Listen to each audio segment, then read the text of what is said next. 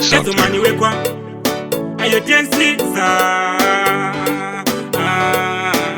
Biganga mara gondika sa shaura anu varandi yaniko ganandika sa shaura anu varandi yaniko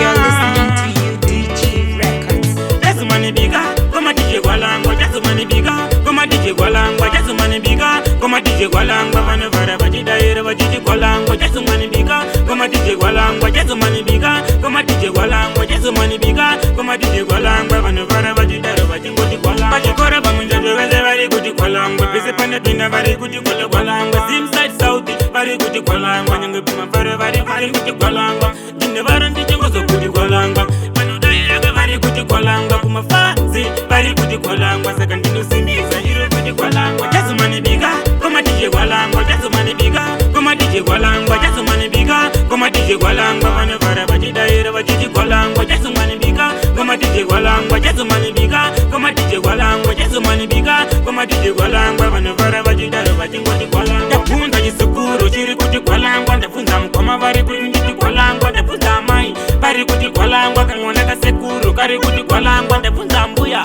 vari kuti Gwalangwa Jesu mani futi kandiri kuti Gwalangwa Chisukuru kati Gwalangwa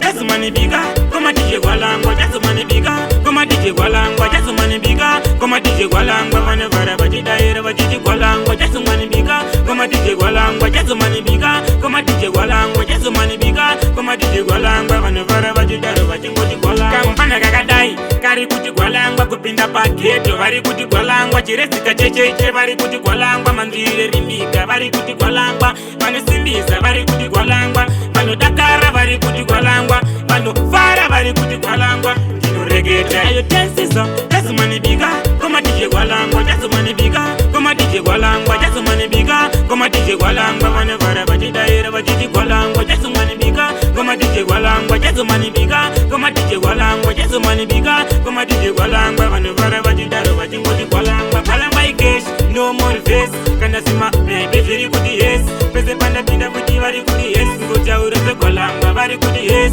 nemango manda kanda chimbambaira undopinda kunongoma rangu vakufaira vanhu vara ngoma rangu vese vonifaira saka paketo Jesu mani biga koma DJ Gwalangwa Jesu mani biga koma DJ Gwalangwa Jesu mani biga koma DJ Gwalangwa Vanu vara vajidaira vajiji Gwalangwa Jesu mani biga koma DJ Gwalangwa Jesu mani biga koma DJ Gwalangwa Jesu mani biga koma DJ Gwalangwa Vanu vara vajidaira vajingoti Gwalangwa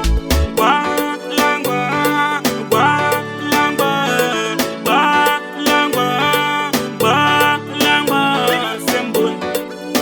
Big up Semboy Jesu mani wekwa